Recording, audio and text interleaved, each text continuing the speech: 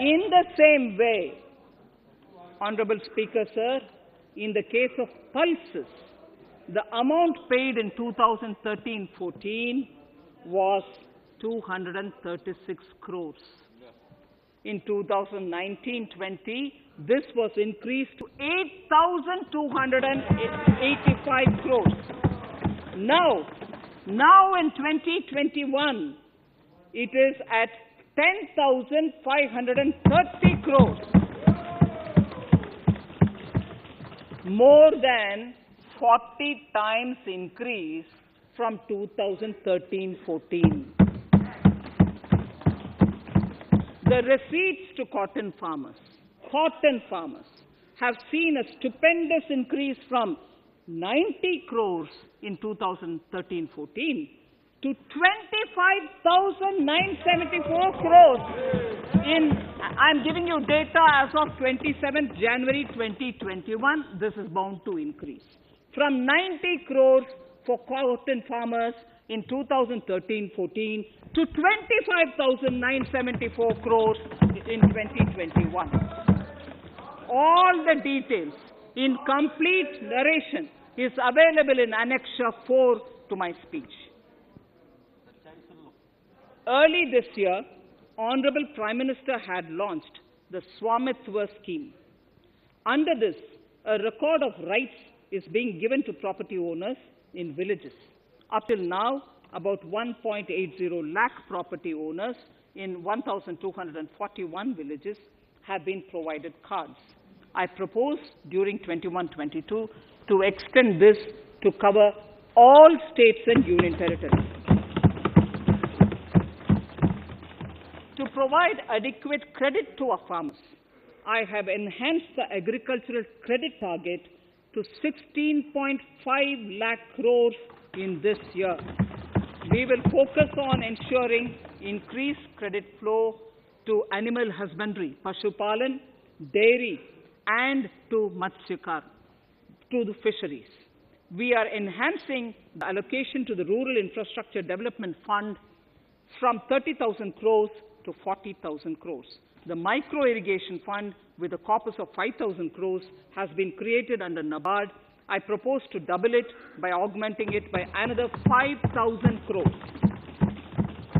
To boost value addition in agriculture and allied products and their exports, the scope of Operation Green Scheme, that is presently applicable to only tomatoes, onions, and potatoes, will be enlarged to include 22 perishable crops.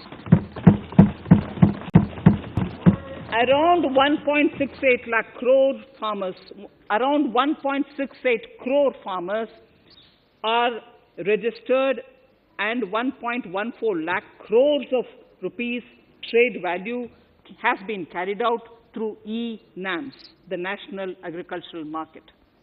Keeping in view the transparency and the competitiveness that e-NAM has brought into the agricultural market, 1,000 more mandis will be integrated with e-NAM. Honorable Speaker, sir, with all this, the Agricultural Infrastructure Fund would be made available to the APMCs for augmenting their infrastructure facilities.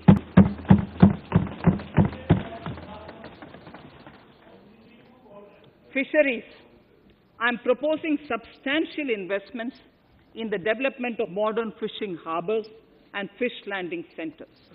To start with, 5 major fishing harbors, Kochi, Chennai, Visakhapatnam, Paradip, and Petua Ghat, will be developed as hubs for economic activity. We will also develop inland fishing harbors and fish landing centers along the banks of rivers and waterways. Seaweed farming is an emerging sector with potential to transform the lives of coastal communities. It will provide large-scale employment and additional incomes. To promote seaweed farming and cultivation, I propose a multi-purpose seaweed park to be established in Tamil Nadu. Migrant workers and laborers.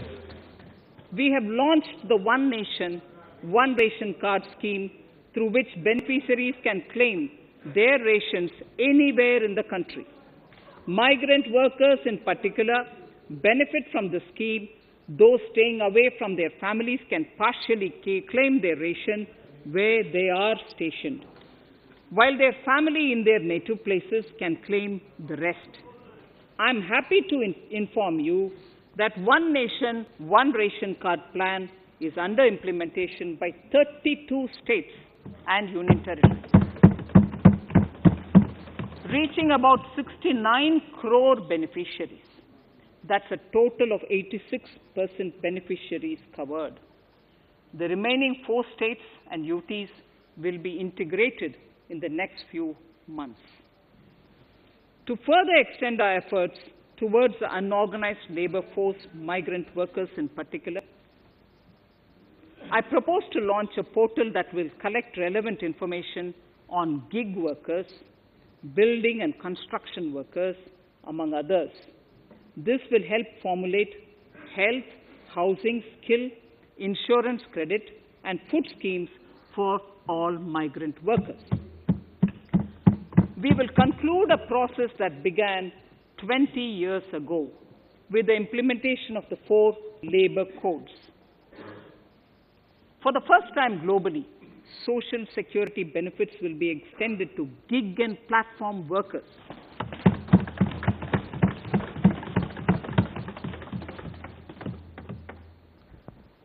Minimum wages will apply to all categories of workers, and they will all be covered by the Employees State Insurance Corporation. Women will be allowed to work in all categories and also in the night shifts with adequate protection.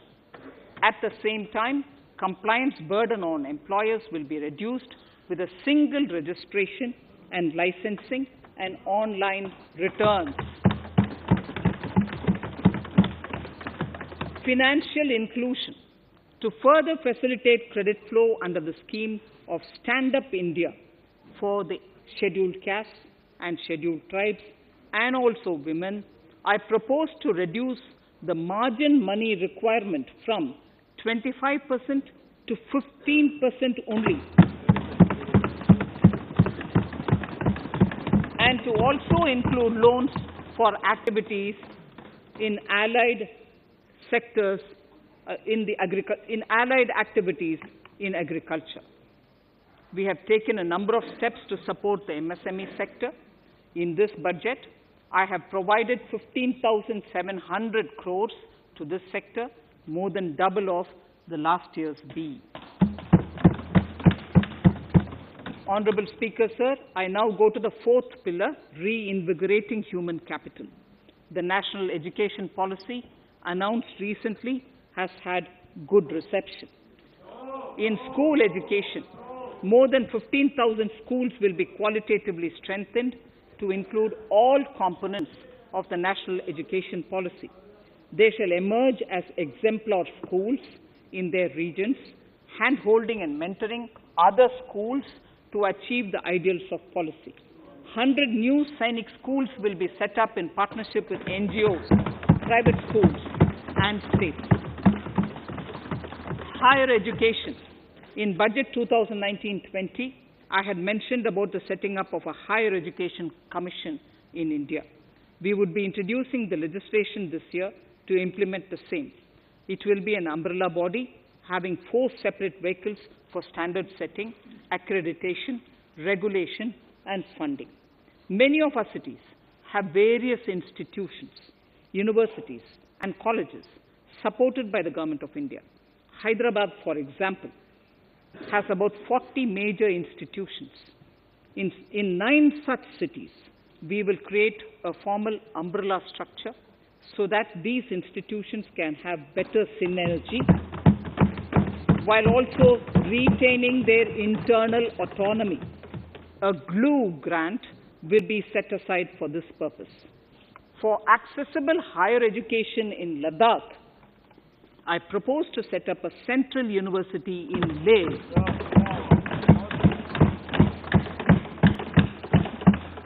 The other important projects to be taken up as a part of the NEP are listed in Annexure 5. Scheduled caste and scheduled tribes welfare. We have set ourselves a target of establishing 750 Eklavya model residential schools in our tribal areas. I propose to increase the unit cost of each such school from 20 crores, which is what it is now, to 38 crores, and for hilly and difficult areas to 48 crores. This would help creating robust infrastructure facilities for our tribal students.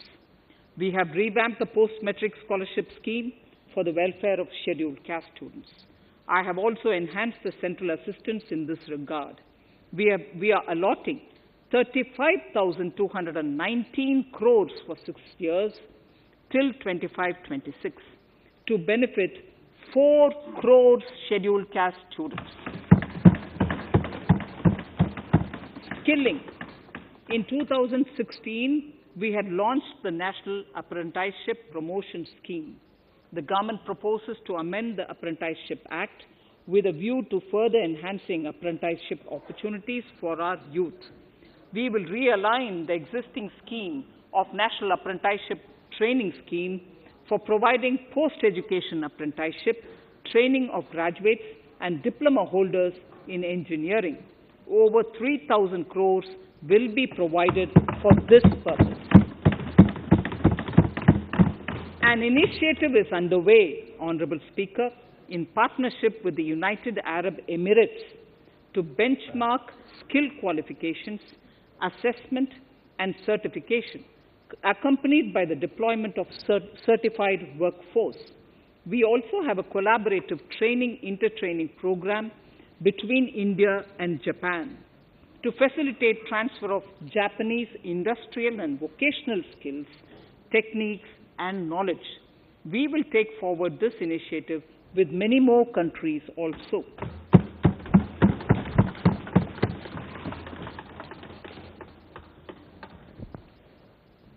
Innovation and R&D. In my budget speech of 2019, I had announced the National Research Foundation. We have now worked out the modalities, and the NRF outlay will be of 50,000 crores. உடனுக்குடன் செய்திகளை தெரிந்து கொள்ள Sun news bell ஐகானை click பண்ணுங்க.